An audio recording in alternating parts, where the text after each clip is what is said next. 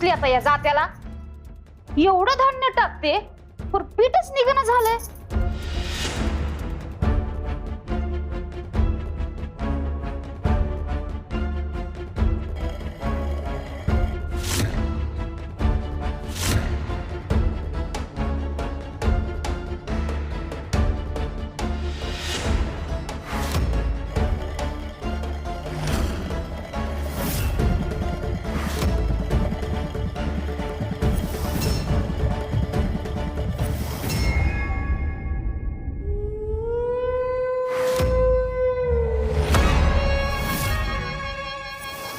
ज्ञानाचा दिवा अदृश्य झाला. ज्ञानाचा दिवा. या वेळेला आम्ही जो रिपू जगदंबावर पाठवणार आहोत तो महाशक्तिशाली आहे, सामर्थ्यवान आहे. आणि तू अकारण आमच्या कार्यात विघ्न आणतोयस, मोडता घालतोयस. अरे रिपूला पाठवू नको असं कधी म्हणालो रे मी? हा तुझा रिपू जगदंबेला इथं घेऊन येईल.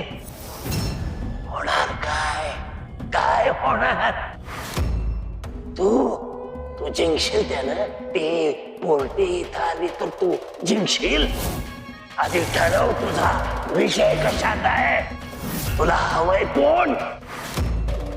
तुला ती पोरटी जगदंबा हवी आहे का तुळजा हवी आहे?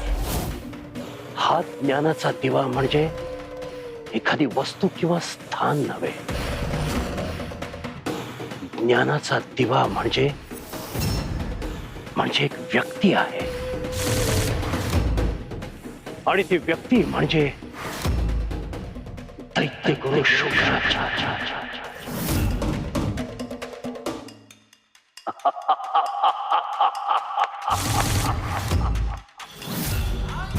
तुम्ही कोण आहात मला माहिती नाही, मी ओळखू शकत नाही, पण तुमची शक्ती जाणवते. तुळजाई आली की तिला मी सगळं सांगणार. तुम्ही कशी मदत केली,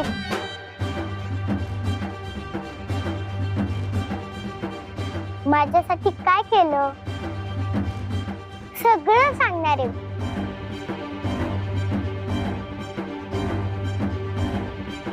तुमचे खरंच मनापासून आभार.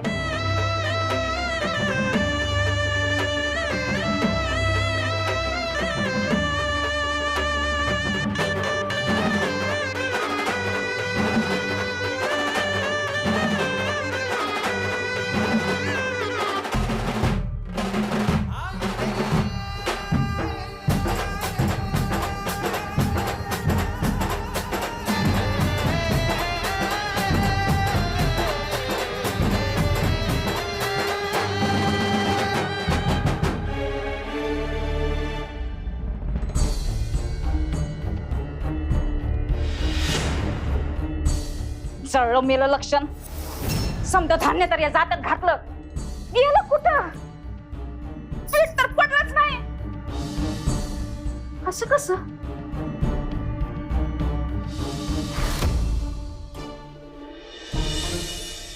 एवढी पायपीट करून आलो पण दुसऱ्या गावात गेल्याचा काय बी फायदा झाला नाही. भाबड्या लोकांकडून आपण तरी काय अपेक्षा ठेवणार म्हणा. त्यांच्या घरात धान्य उरलंच नाही तर ते देणार तरी कसे? खरंय तुमचं. समजेच कष्टात येते. अहो पण याच्यावर उपाय काय करायचा हा खरा प्रश्न. जगदंबा म्हणती तसं घाटाकडून काय उत्तर मिळालं ना तर लई बरं होईल. अरे हळूहळू पडशील की.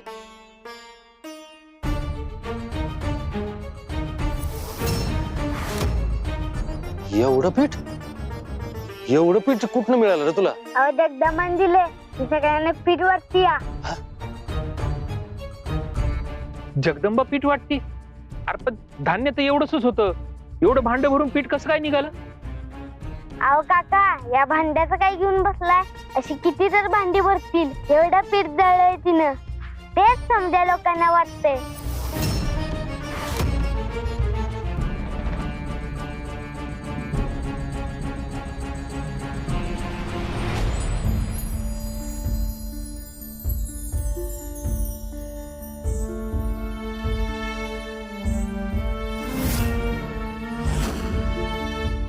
धनलान काका, हे 2 डबे घेऊन जा आणि शेजारच्या गावामध्ये देऊन या हा.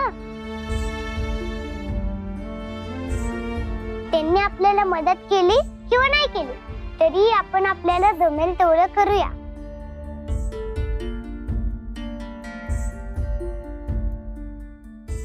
हो, मी लगेच जाऊन देऊन येतो.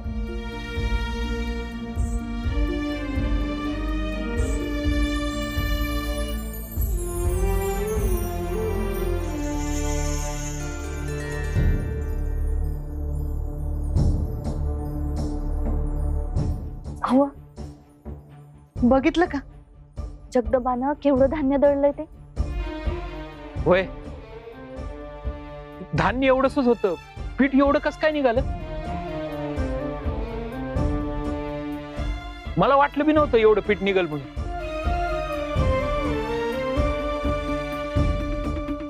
जगदंबा, लई मोठी कामगिरी केलीस ग तू. जगदंबा, कसं काय जमलं तुला? बाबा, मी म्हणलं होतं ना तुमची श्रद्धा आहे तसा माझा विश्वास आहे देवी आईवर. मी पीठ दळायच्या आधीच समद्या गावातून भरपूर भांडी मागून घेतली होती. धान्य कमी असलं तरी भरपूर पीठ निघणारच असा माझा विश्वास होता.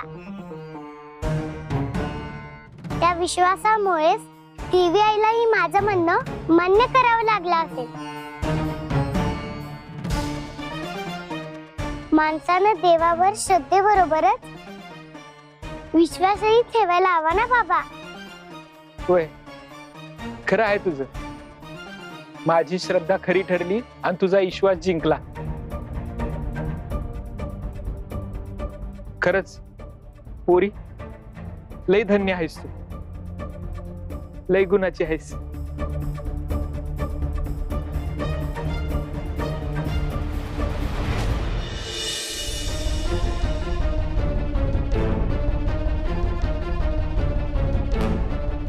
त्या गावाला हिच्यामुळे डोक्याला हात लावायची वेळ येते. आज ही स्वतःच का डोक्याला हात लावून बसल्या? सुंदरा, काय झालं ग? असं का बसल्यास? अहो, एवढा वेळ झाला हे धान्य दळायला बसले पण पिठाचं पत्तेच नाही. पीठच निघालं नाही म्हणजे? तू दळलं होतस ना? इथं दळून दळून माझं हात दुखायला लागलं आणि तुम्ही म्हणताय दळलं नाही म्हणून. अगं मग एवढं पीठ काय जाताना खाल्लं का काय? काय खाव, देवीला नैवेद्य जाऊन सुद्धा धान्य खराब झालं. या माग नक्कीच त्या जगदंबेचा काहीतरी हात असणार, म्हणून जात्यातनं पीठ आलं नाही. अगं तू त्या पोरीचा किती दुस्वास करतेस ग? तू इथं, ती तिथं तिच्या घरी. जोवर त्या धान्याशी पवित्र भावना जोडल्या होत्या तोवर तो प्रसाद होता. तू ते चोरी करून आणलंस आणि स्वतःचा स्वार्थ त्यात आणून ते खराब करून टाकलंस.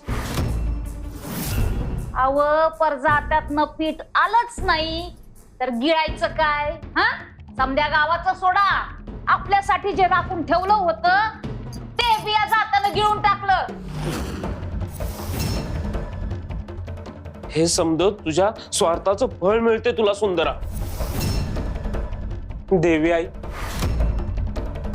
आता तूच काहीतरी मार्ग काढ बाई.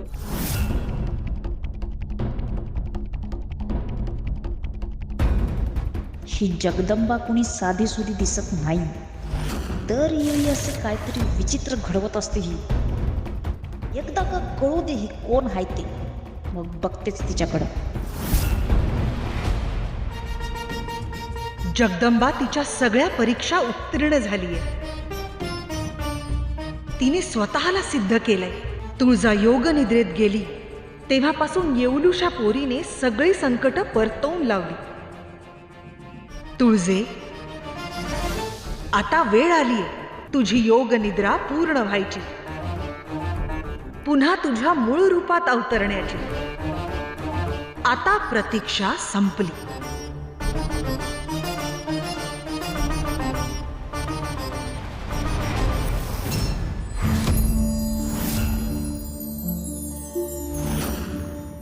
अंकुर फुटला नाहीये ह्याला. देवी, आपण तर सगळं योग्यच केलंय. आतापर्यंत या बीजाला अंकुर फुटायला हवे होते. हो, पण थोडा धीर धरूया. आता बी पेरले आहे तर अंकुर नक्की उगवणार.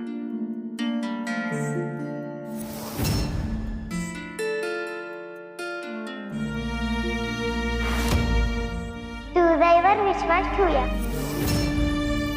दुष्काळाचं संकट दूर करण्यासाठी ती आपल्या पाठीची आहे.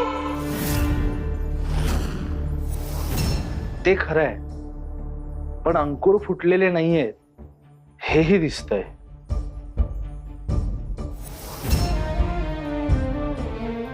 तुळजाईनेच अगदी थोड्या धान्यापासून एवढं पीठ आपल्या सगळ्यांना मिळवून दिलं. या बाबतीत सुद्धा ती नक्की मार्ग दाखवेल. देवी आई नक्की कौल देईल. चला, झाली का समधी तयारी? कसली तयारी? हो, असं काय करताय नंदलाल बाबा? आज सतीच्या कथेचा शेवटचा चरण आहे ना. उद्या आपण देवी आईची महाआरती करू.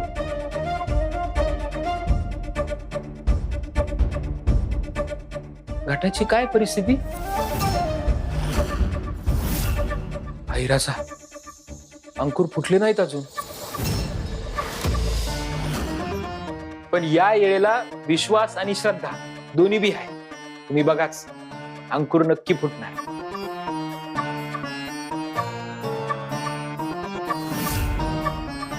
बरं नंदलाल बाबा, ते आपल्याला बसायची व्यवस्था थोडी बदलायची होती. तुमची मदत लागेल. येता का जरा? हो हो, चल.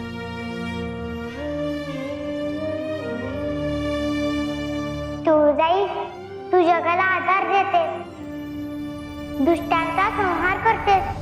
तू साकार, तू तारणहार आहेस. तू अशीच माझ्या पाठीशी राहा, म्हणजे हे संकट कुठलं कुठं पळून जाईल.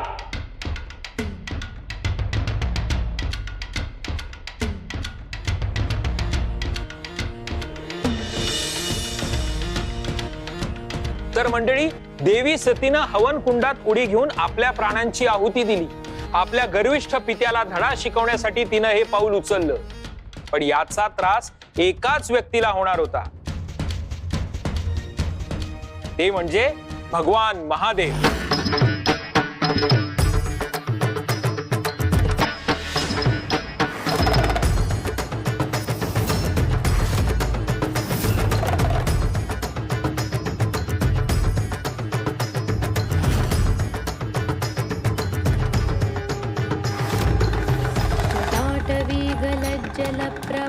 पावितस्थले गलीवलम्ब्य लम्बिताम्बुजङ्गतुङ्गमालिका डमड्डमड्डमड्डम निनादवड्डमर्वयं चकार चण्डताण्डवं तनु पुनः शिव शिवम्.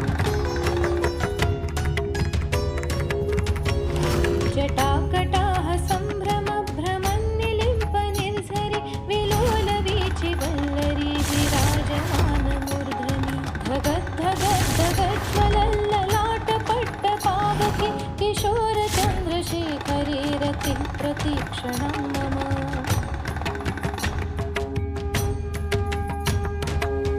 अवतन नसलेल्या ठिकाणी जाऊ नये हे महादेवांनी सतीला सांगितलं होतं. त्याचे परिणाम वाईट होतील हेही सांगितलं होतं. पण सतीचा होता आपल्या पित्यावर थोडा जास्तच विश्वास. त्याच्याकडे पोहोचली होती करून मोठा प्रवास. आणि अवतन नसताना सुद्धा महादेवही दक्ष राजाच्या दारात जाऊन उभे राहिले. प्रजापती दक्ष, तुझ्यामुळे माझ्या प्रिय पत्नीचा प्राण गेला. मी जी तुला शिक्षा देईन ती तुला भोगावी लागेल. तू जे काही केलंस त्याची किंमत तुला मोजावी लागेल.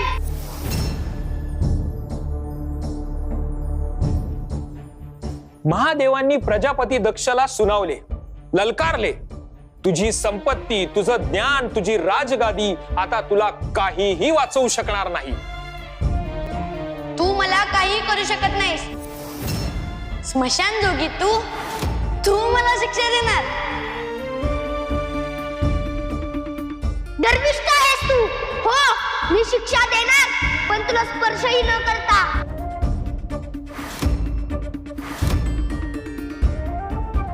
महादेवांनी आपटलेल्या जटेतून निर्माण झाला वीरभद्र. त्यानं दक्षाचा तो यज्ञ उद्ध्वस्त केला.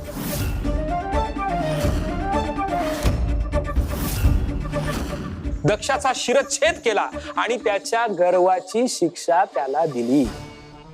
पण महादेवांना मात्र या कशाशीच काहीही देणं घेणं नव्हतं. सतीच्या विरहाने ते व्याकुळ झाले होते. त्यांनी सतीचं ते कलेवर उचललं आणि ब्रह्मांडात क्रोधित होऊन फिरू लागले.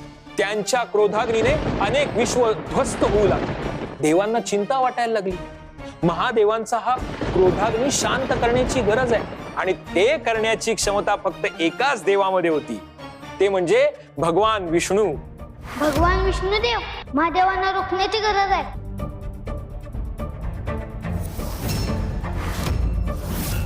त्यांचा क्रोध कमी नाही झाला तर सारी सृष्टी नष्ट होणार. देव विष्णू देवांकडे पोहोचले. म्हणाले, महादेवांचा हा क्रोधाग्नी शांत करण्याची गरज आहे, नाही तर सारी सृष्टीच नष्ट होईल. विष्णुदेव म्हणाले, अशक्य, केवळ अशक्य. विष्णुदेव म्हणाले, महादेव सतीचं कलेवर घेऊन फिरत आहेत, तोवर त्यांचा क्रोध कमी होणार नाही. त्यासाठी वेगळंच काहीतरी करावं लागणार आहे. आणि ते विष्णुदेवांना अनुचित वाटत होतं. विष्णुदेव म्हणाले, अनुचित आहे खरे, पण आमची हीच कृती उद्या विश्वाच्या कल्याणाचा मार्ग बनेल. महादेवांना या दुःखातून मुक्त करण्यासाठी विष्णुदेवांना सती मातेच्या देहाला भंग करावं लागलं. ते तुकडे ब्रह्मांडात विखुरले.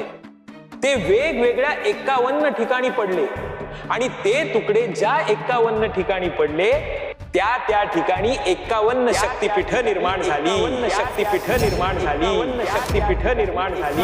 शक्तिपीठ निर्माण झाली. शक्तिपीठ निर्माण झाली. शक्तिपीठ निर्माण झाली.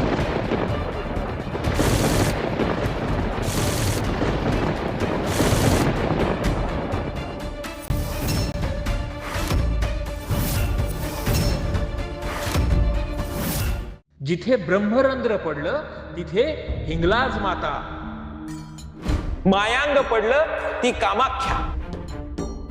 आणि आपल्या प्रांतापासून जवळ 3.5 शक्तिपीठ आहेत बर का. वक्षस्थळ जिथे पडलं तिथं आई रेणुका.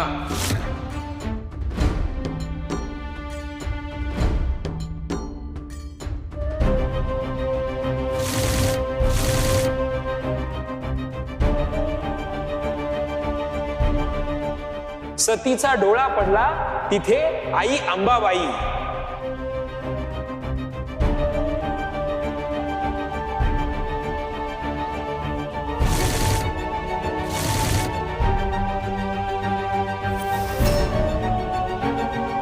उजवा बाहू जिथे पडला तिथे सप्तशृंगी माता.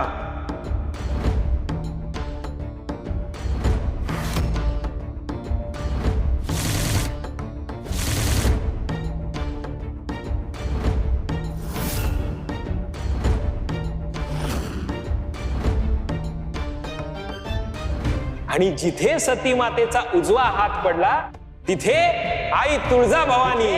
आई तुळजा भवानी. आई तुळजा भवानी. आई तुळजा भवानी. आई तुळजा भवानी. आई तुळजा भवानी. आई राजा. आई राजा उदो उदो. आई राजा उदो उदो.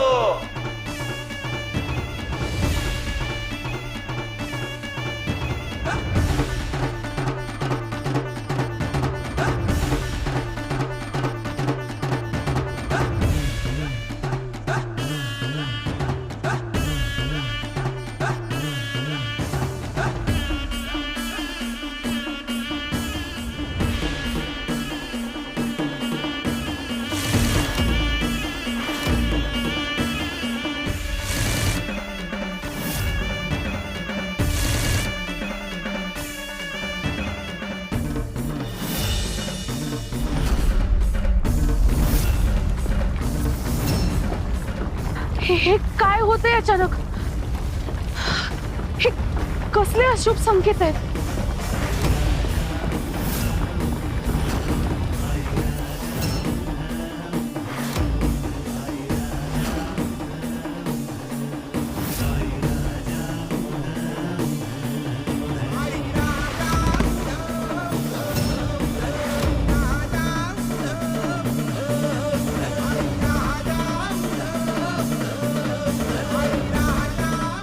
मनोरमे, तू अशी बेशुद्ध कशी पडलीस?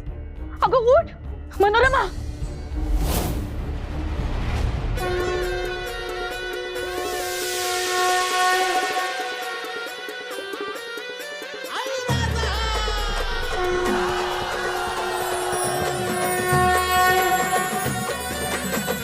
आई तुळजा भवानी आई आई तुळजा भवानी आई तुळजा भवानी आई आई तुळजा भवानी जगजननी तव चरणी आई फळ येईशी न अंकुर फुटला याचा अर्थ माझी हरुणी आई पोटाशी हरुणी आई महिमा तव त्रिभुवनी तुळजाई तू जाई तू तूच आहेस ना?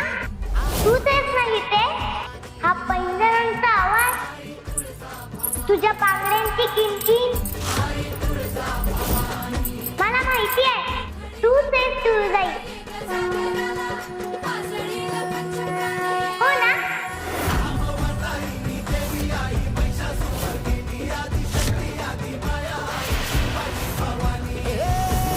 तुझ्या मायेला नाही आई तुळजा भवानी तुळजाई तुळजाई तुळजाई तुळजा भवानी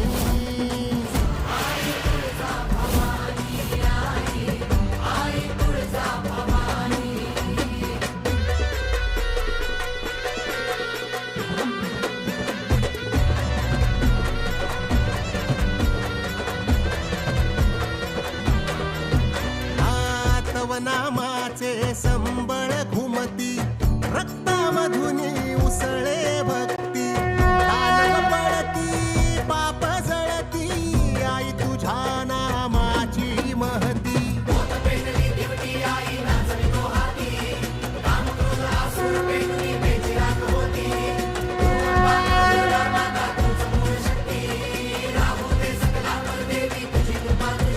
तुझा मळवट कपाळी आई भय संत